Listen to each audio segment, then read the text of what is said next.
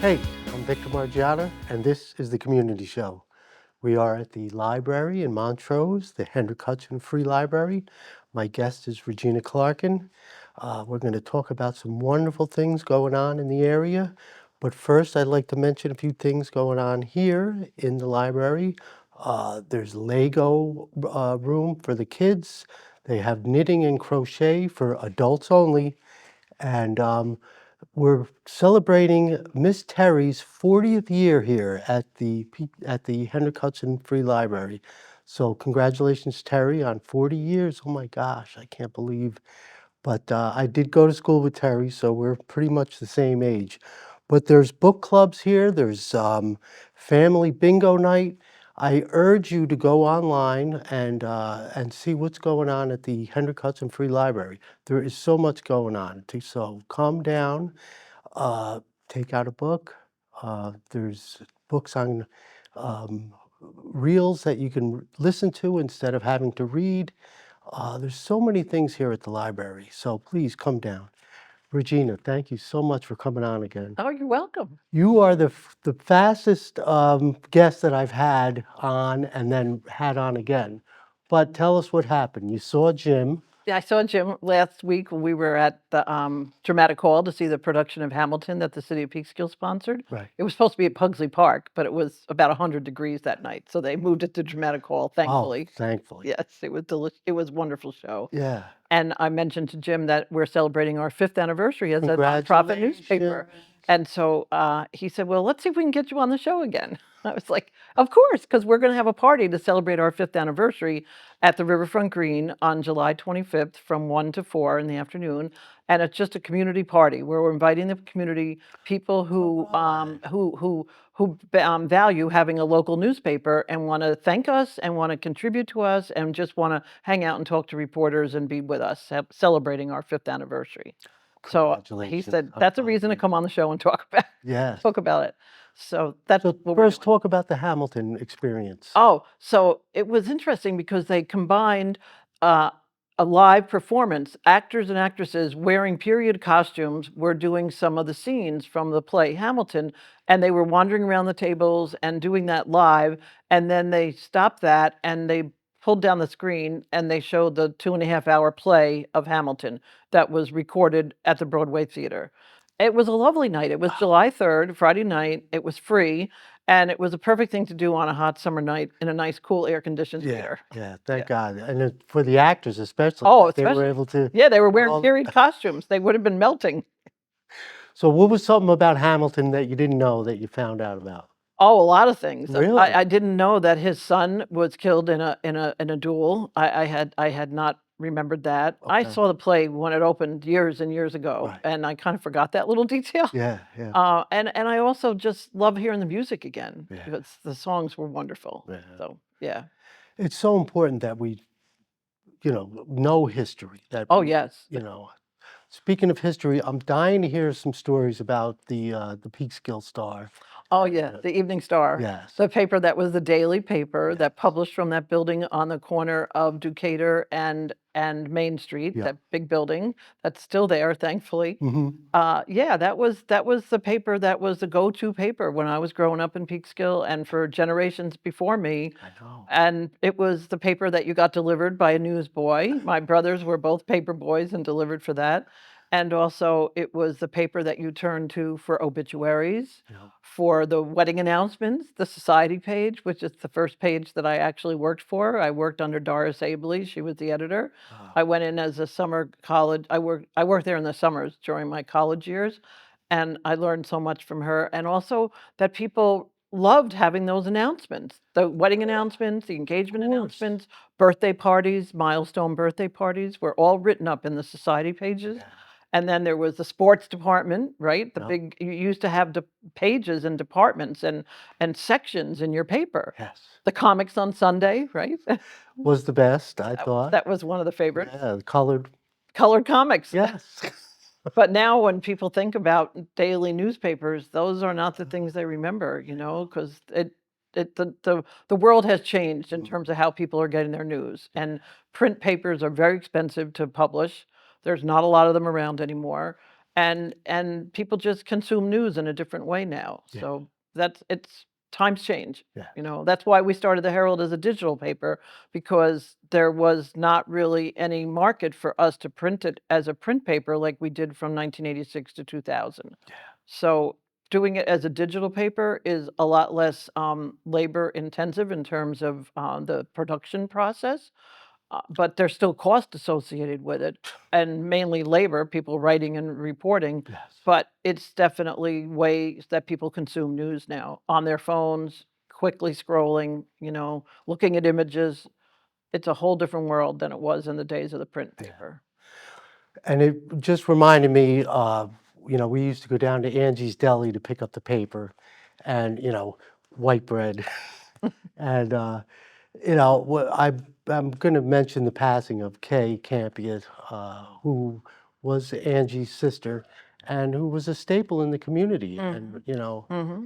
and it's, you get to our age and, these things happen, Right, but all good memories, right, and thankfully, we knew these people and, right, part of the community, right, and part of the thing was going down to get the paper right, and to see people, right, and still here in Verplank, we have to go to the post office to get our mail. It right, doesn't get delivered. right. So you get to see people. That's a way of meeting. That's a community gathering place. It is. And the idea about when people die, the obituaries, to me, when I stopped doing the original Herald in the year 2000, that was the thing that troubled me the most, was that there was not going to be a place where people could go to find out when the visiting hours were. And, oh, I didn't know that little known fact about that person, because they didn't have something to read it. The Yeah. obituaries were a real big component of how a community was able to mourn people that died. Yes. And when we couldn't do that because the paper wasn't in existence anymore,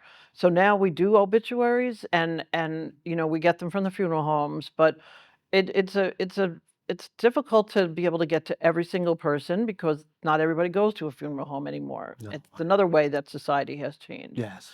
But for me, being able to document and chronicle the lives of people who have been in the community who aren't here anymore Yeah. is one of the main reasons why I'm thrilled to be able to have a vehicle to do that.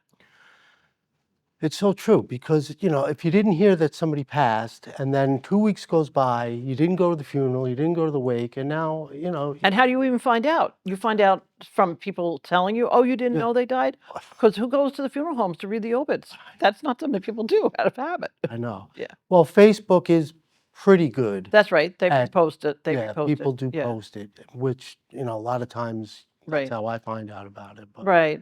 but yeah, but without a local paper that tells you somebody passed, Right. And be able to write a little story about the person's life, like yeah, when there's people who have died who have been very influential and big components or parts of the community, like somebody like a Ray Blue or Rich Jackson, who used to be the mayor. You want to write a story about who they are and what they contributed to the yeah. community. Yeah. So that you could do the same thing. So Right. you can get involved Right. and Right. have Right. somebody, Right. to look up to and say, yeah, I want to do that. And I want to carry on that person's legacy. Yeah. Yeah. Now, you just mentioned your sister, and I can't help it, but she's Oh, in a contest. My sister Helene, she graduated from Peekskill High School, Helene Clarkin Chazon, and she is in a national chef competition where Awesome. if she gets moved along, she's in the semifinals now. She will be get the first prize and get to go on a cooking show on a Food Network, and she gets a $25,000 prize. Oh, And wow. in that, with that money, she wants to buy a bus and reconvert it, like an Airstream, into a kitchen, a cooking kitchen, and take it into neighborhoods and teach kids how to cook, because her motto is that food is medicine. And so people can go on Facebook and look for Top Chef competition and vote for Helene Clark and Chazon. Excellent. Yeah, All right, I'm yeah, going to yeah. do it And for she's a sure. PHS alum. Awesome. Yeah, Yeah. It's so true. I mean, eat right, exercise, get enough sleep. These right, are all things that people know, but for right, some reason don't do, right. and is it that they're busy? Is it that they're, it's convenient to eat junk food, I guess, I guess, but yeah. Well, society changes. Moms aren't home making meals all day well, long. that's the other thing. They're working So, yeah, I know. to afford their high mortgages Yeah, in neighborhoods like ours. right. So tell me what makes a story newsworthy. A story is newsworthy when it is going to impact the life of the community and it's going to impact the life of the residents. And when it's something fascinating and interesting, you know? So there's all sorts of, even like, for instance, the town of Cortland is doing a photo contest this year to celebrate the 250th anniversary. Yes. And they want people to take photos and submit them so that they can be displayed in the town hall. That's newsworthy because how else are people gonna know to go take their pictures and submit them? Hmm. So that's an example. Yes. Other times, things that are newsworthy when there's terrible tragedies like fires or accidents and people get hurt, and that's something that people wanna know about. We ran a little story today about a garage fire that happened in Yes, Peekskill I saw recently, and that. the garage was destroyed. Hmm. That's something that people wanna know about, Of course. What happened? What happened? And how can I prevent it from happening to me? Exactly, which is why the town of Cortland, again, in today's paper, in the newsworthy notes, is doing a, seminar on home fire safety because of the recent tragedies around that. So it's a source of information, and to me, that's newsworthy. Yes. So we're celebrating the feast of Mount Carmel. It's going to be this week, so it'll by the time the show airs, the feast will have already been. But it's a huge source of community. Some of the things that are going on in Peekskill, we were supposed to have a big fireworks display on 4th of July. 4th of July, Right. and that storm came in. Right. So do we have any news on I don't know when they've plan on? rescheduled it, but they Okay, definitely are gonna do it again. they have They to. have to do it. They They have. want to. I just don't know the date that they're gonna do it, Okay. but it is gonna happen. All right. Yeah, So yeah, we'll and we'll be keep you sure to keep posted. you let you All know. right. Right, right. So tell us about some of the fundraisers that you have going on.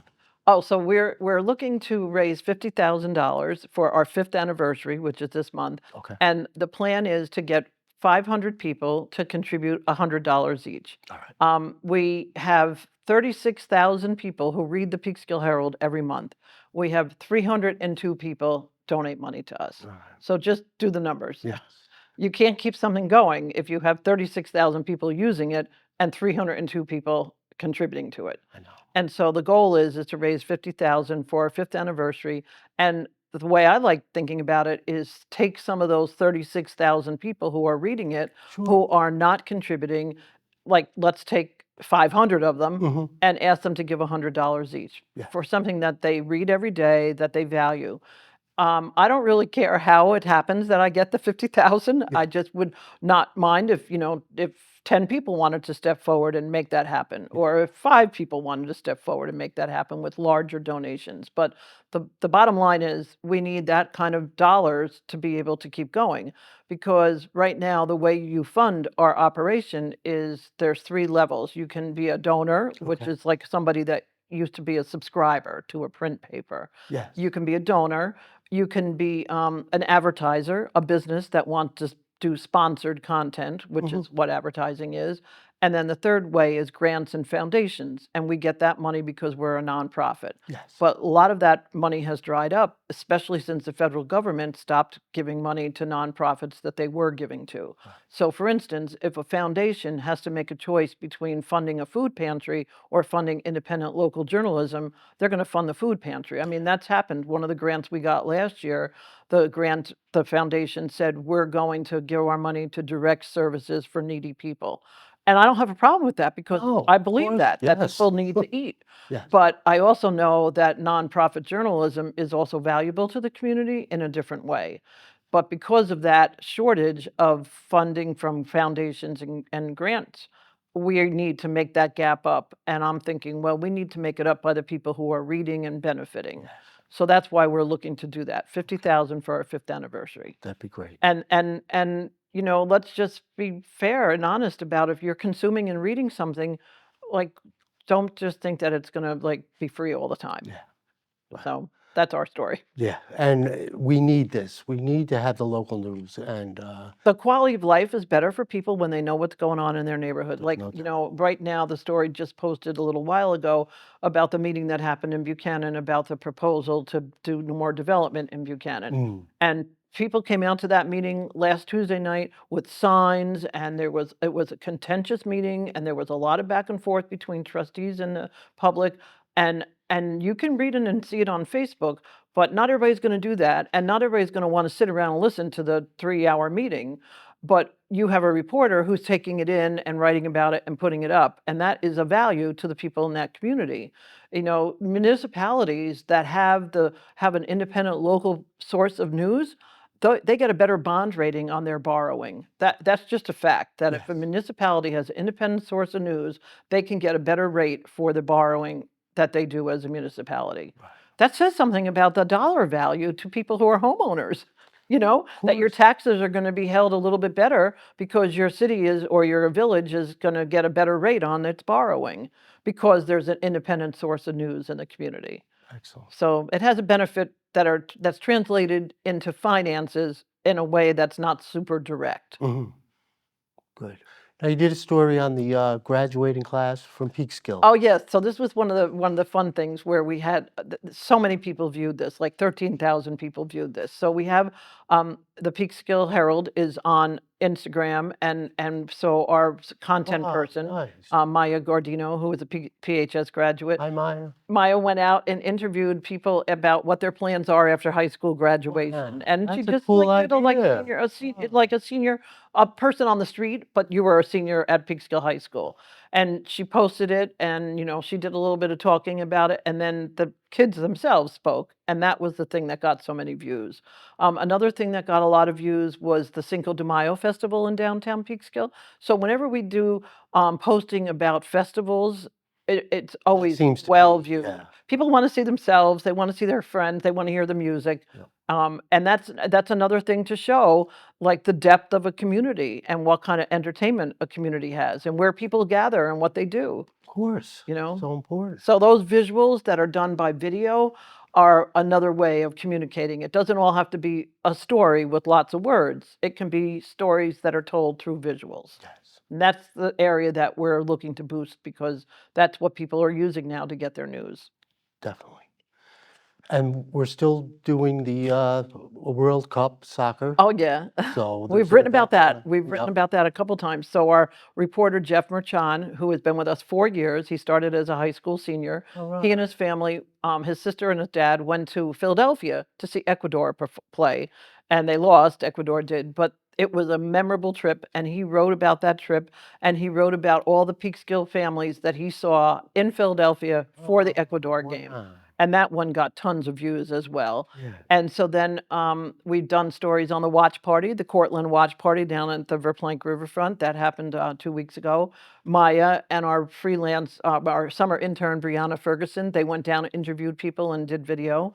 And then today we ran a story about the World Cup party that's happening for the final game on this Sunday at the Paramount. There's a little street fair in front of the Paramount, and then people can go into the air-conditioned Paramount and watch the final World Cup game on Sunday. Yeah. So, yeah, we've been covering because it's something that everybody is Oh, captivated by, it right? is. It's the world. Yes, yes, yes. It's exciting. It is. So who do you like? Well, I definitely want to see England beat Argentina. Okay. And then if it's England against Spain or France, I probably will root for Spain. Yeah. Yeah. People always ask me, did you watch the football? Did you watch the baseball? I'm like, well, I was watching ladies golf. And they're like, ladies golf? Yeah. I said, that's my interest. I'm hooked on the golf. Okay. Do Bad. you play yourself? Yes. Okay. So, that's so when you watch, I can understand if you watch golf and you think it's boring, but if you play golf and you watch It's not. no, it's not because you know how hard it is. Yes. And they make it look really easy. Okay. They do. They do. Because, I mean, from here to 10 yards away could be 5 shots. Yeah, yeah. And if you don't practice your chipping and your putting and, Okay. and make it 2 shots, Okay. well, like it's supposed to be. Okay. So, have you played? No, I've never played No. golf. I have no interest in playing golf.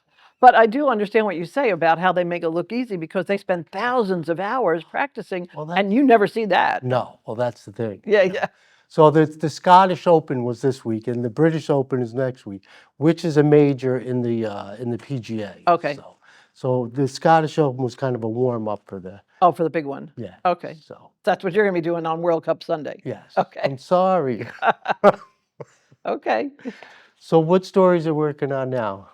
So we're working on a couple of stories about economic development in Peekskill and about some proposals that are in front of the government for approval, that people will be able to enjoy things at the river. Let's Yeah. just put it that way. All right. We have another story that's coming this week, unfortunately, about another pretty big known business closing. And then there's the usual feature stories. Tomorrow is a story running about the indoor soccer field that has been in existence in Peekskill now. All So right. that's a big well attended, huge place that people love going. So the backstory on that. Mm-hmm. And then last week we ran about the new supermarket that opened, Yes. the new Peekskill supermarket Yes. that I Which heard was dearly needed. yeah, and especially for that south side of town. Yeah. And I heard that they had a phenomenal grand opening on Saturday, lots and lots of people. Yeah. Today we posted a story about the new cigar lounge that opened Yeah. above where Gleason's used to be. Yeah. And that is from the family that runs the King's House of Fire in Cortland Mm-hmm. and a couple other businesses. Yes. So Congratulations that's to those guys. yeah, That's and that great. was their 2-year anniversary on Saturday. So Excellent. so there's those kinds of economic development stories Yeah. along with the regular personality profiles.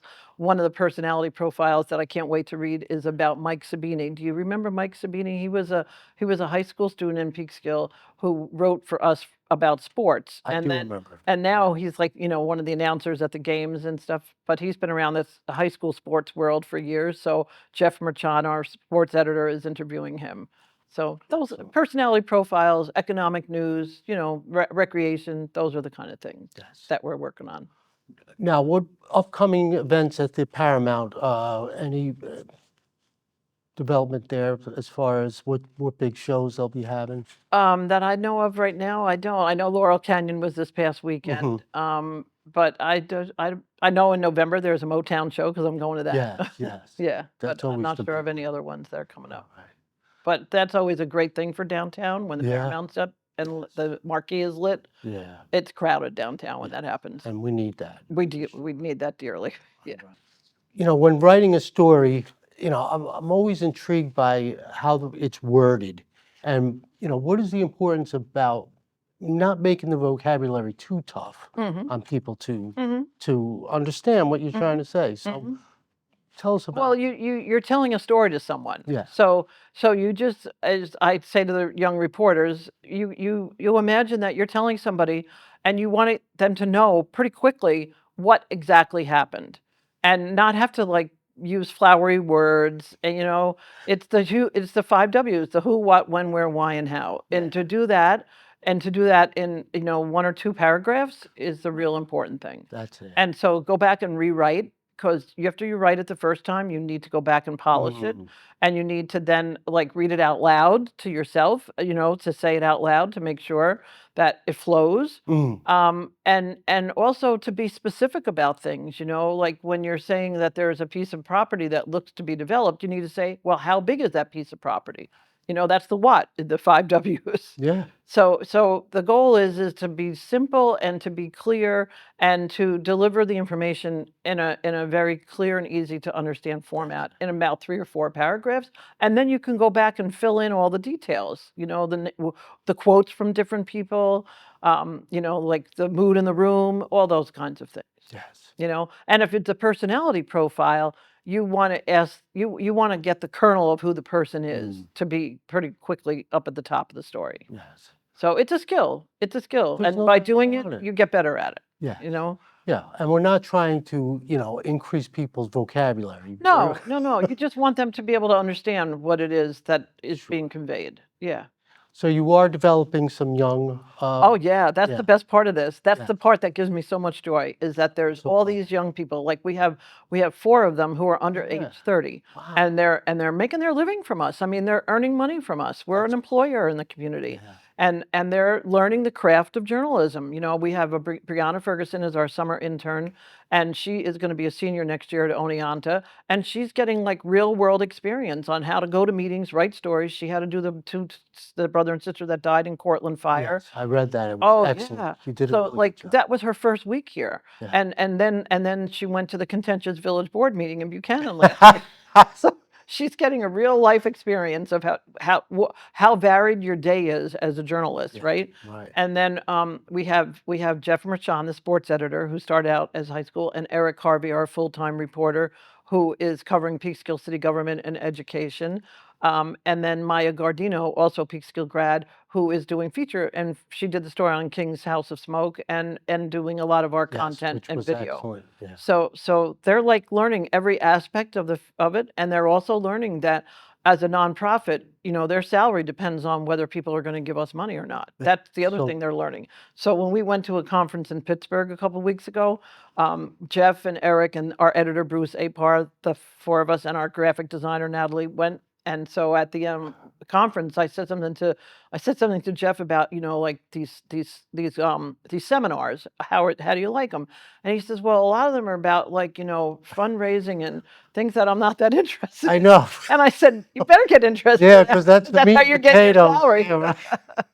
But it was a great experience because we got to see that there are 500 other member newspapers of the Institute for Nonprofit News who are actually doing what we're doing all across the country. And they got to see the depth of what independent journalism in the nonprofit world looks like. Definitely. And it was a road trip. We rented a van. We drove out to that's Pittsburgh great. together, Oh, and we went to the conferences, and then we met up with a person from Peekskill who moved to Pittsburgh, so we had dinner with them, and then we drove back. So it was a road trip. It was a week-long road trip. that's awesome. But it was a way to build team spirit, but Yes. also for them to see that doing this here in Peekskill, they're part of something larger, and that there is a huge network of independent nonprofit news outlets around the country.